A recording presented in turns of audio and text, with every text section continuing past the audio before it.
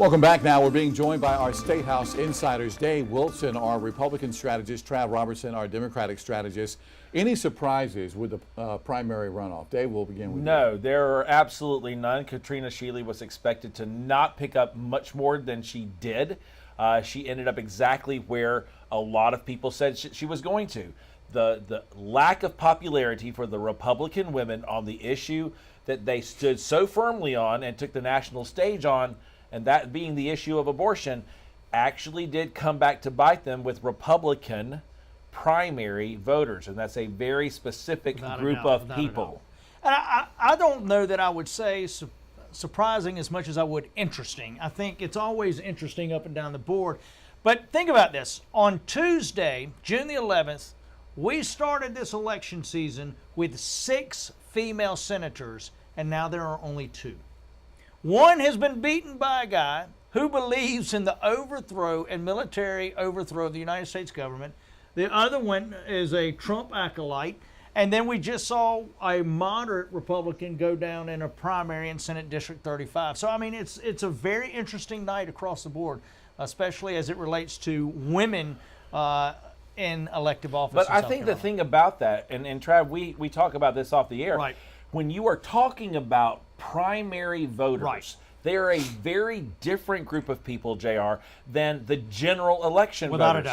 a doubt. Here's the question. When you went to the polls, how many people showed up? I stopped by 2 polls in Lexington before I came over this evening.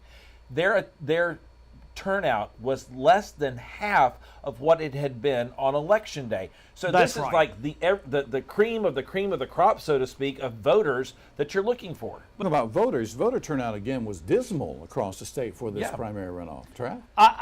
I'm seeing a disengagement across the board, and it's very concerning to me because so few people made some of these decisions. I think that will ramp up as it traditionally does for the presidential component to this election cycle. But, you know, I just rushed here. We threw on these suits, and we're not wearing this an hour I was ago. watching a race that was decided by 24 votes. There'll be an automatic recount. But at the end of the day, it talks to your point about electorate. There was a clear Democratic primary electorate, and now it's going to be a general election electorate. And in this Senate district, with redistricting, it is going to be a completely different election. And this is the place where Nikki Haley's comment to Gayle King on CBS this morning, when she said, now we're at a place on the national stage where you have 2 80-year-old white men. There's a place where voter apathy and voter fatigue is going to set in. So I know we're going to have this conversation later this week because Donald Trump has kind of hinted at the fact that he's going to be picking a running mate, and he's going to have to probably pick somebody who can run a fantastic pep rally to continue the momentum that he's trying to get over Joe Biden. But I also think it really puts there are really 2 questions here, quite frankly.